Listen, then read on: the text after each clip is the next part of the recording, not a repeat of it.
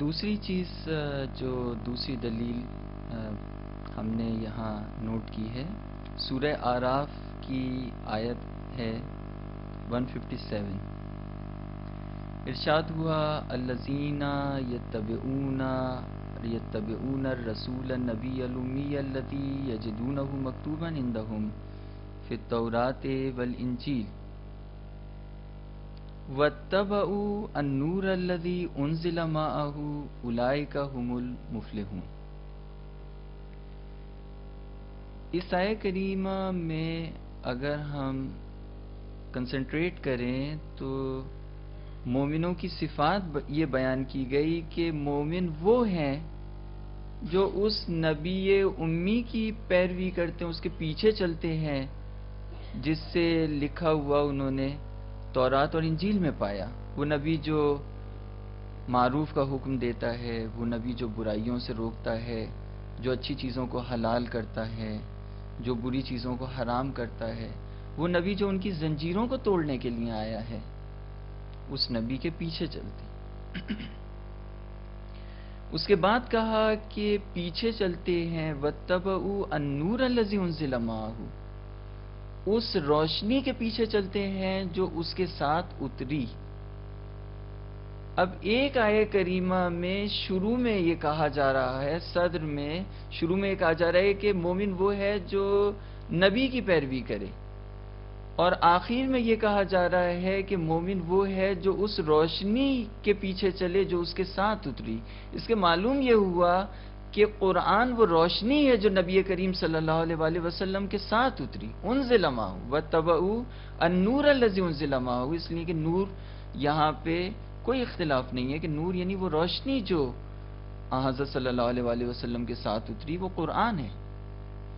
تو مومن وہ ہے جو رسول کے پیچھے چلے اور اس نور کے پیچھے چلے جو حضرت صلی اللہ علیہ وآلہ وسلم پر اترا، یعنی وہ روشنی جو آپ پر قرآن کی صورت میں اتری اس کے پیچھے چلے۔ پس یہ روشنی جو ہمارے نبی صلی اللہ علیہ وآلہ وسلم پر اتری، یہ روشنی ان سے الگ نہیں ہے۔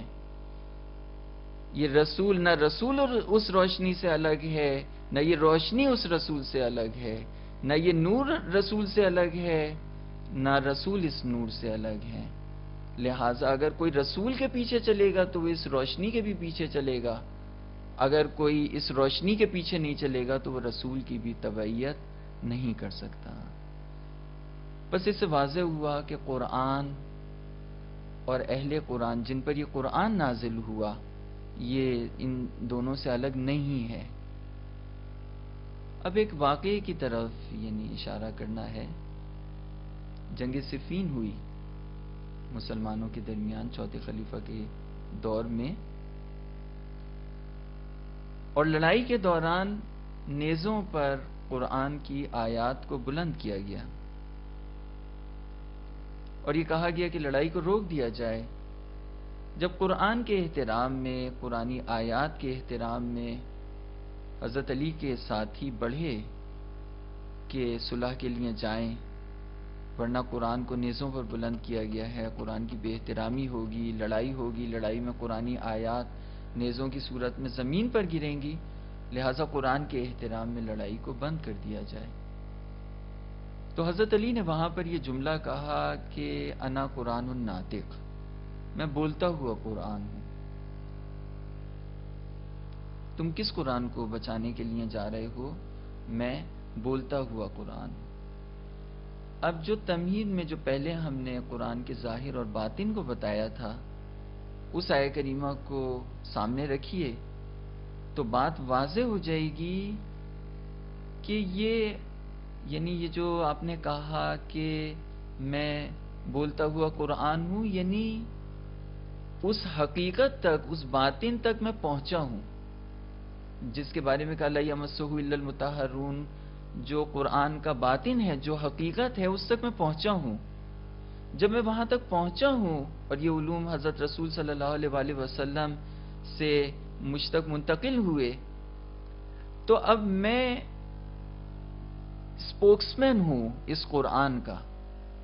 اس کا یہ مقصد نہیں ہے کہ قرآن آپ پر نازل ہوا ہو یا آپ حضرت صلی اللہ علیہ وآلہ وسلم کے کسی طرح سے وحی میں شریک ہو. نہیں، ایسی کوئی بات نہیں ہے. بات یہ کی جا رہی ہے کہ جس حقیقت کا نام قرآن ہے اس حقیقت تک میں پہنچا ہوں اور وہ میں بیان کر سکتا ہوں. تم جس ظاہر کو قرآن کے اوراق کو کے احترام میں بچانے کے لیے جا رہے ہو، اس کو بچانے کے نتیجے میں اس کا باطن اور اس کی حقیقت مجروح ہو رہی ہے. یعنی اگر قرآن کی روح مسخ ہو رہی ہو اور قرآن کے ظاہر کو بچایا جا رہا ہو تو یہ قرآن کی حفاظت نہیں ہے.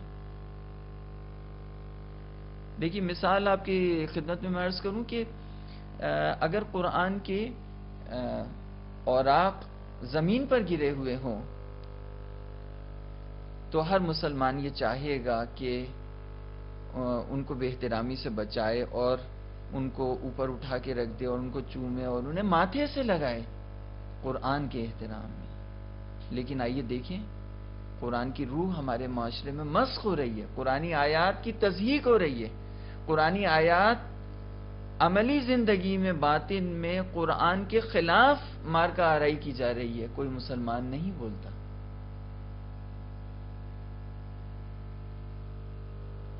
تو حضرت علی نے یہ کہا کہ جہاں تم قرآن کے ظاہر کو بچانا جا رہے ہو لیکن اس کا باطن مجروح ہو رہا ہے، وہاں پر پھر تمہیں ظاہر کو چھوڑ دینا چاہیے، باطن کو لے لینا چاہیے. اور میں کیونکہ اس کا سپوکس مین ہوں، میں اس حقیقت کو منعکس کرنے والا ہوں، تم تک پہنچانے والا ہوں، لہٰذا تمہیں رک جانا چاہیے اور اس کو فیصلہ کر دینا چاہیے. تو ہم جو ہماری جو بات ہم کہنا چاہ رہے تھے اس کو انشاءاللہ بعد میں بھی ایکسپلین کریں گے صراط مستقیم کی تفسیر میں، کہ قرآن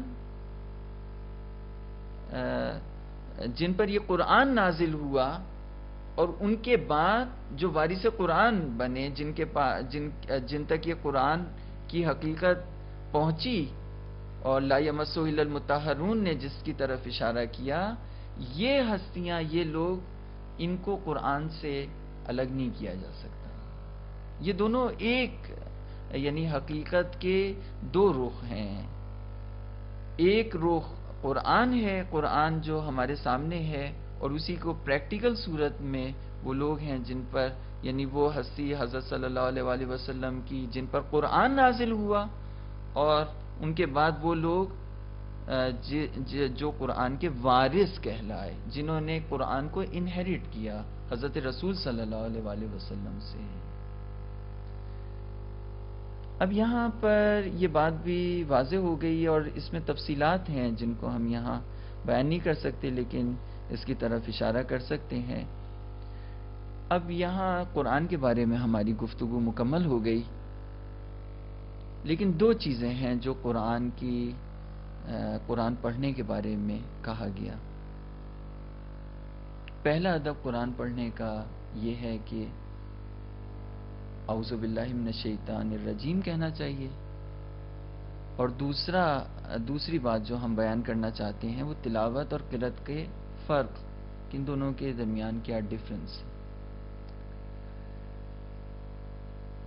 ہم یہ سمجھتے ہیں کہ قرآن کی تلاوت کرنا اور قرآن کریم کی قرأت کرنا ایک بات ہے، جبکہ ایسا نہیں ہے. قرأت کرنا یعنی پڑھنا، لیکن تلاوت کرنا اور پڑھنا ان دونوں میں تھوڑا سا فرق ہے. اگر آپ توجہ کریں تو آپ کو بھی اندازہ ہوگا عربی زبان میں تلاوت کا لفظ آیا ہے تلا یتلو سے، تلا یتلو، تالی. مثال کے طور پر تلا کہتے ہیں اس لائن میں کھڑے ہوں بہت سارے لوگ، اگر کوئی شخص کسی کے پیچھے کھڑا ہوا تو اسے کہتے ہیں تلا، یعنی یہ اس کے پیچھے. مثلا جب آپ ایک ہاتھ کو دوسرے ہاتھ کے پیچھے مارتے ہیں، ایک ہاتھ کے اوپر مارتے ہیں تو اس کو کہتے ہیں تالی. تو تلا یعنی جہاں پر ایک چیز دوسری چیز کے پیچھے ہو، اسے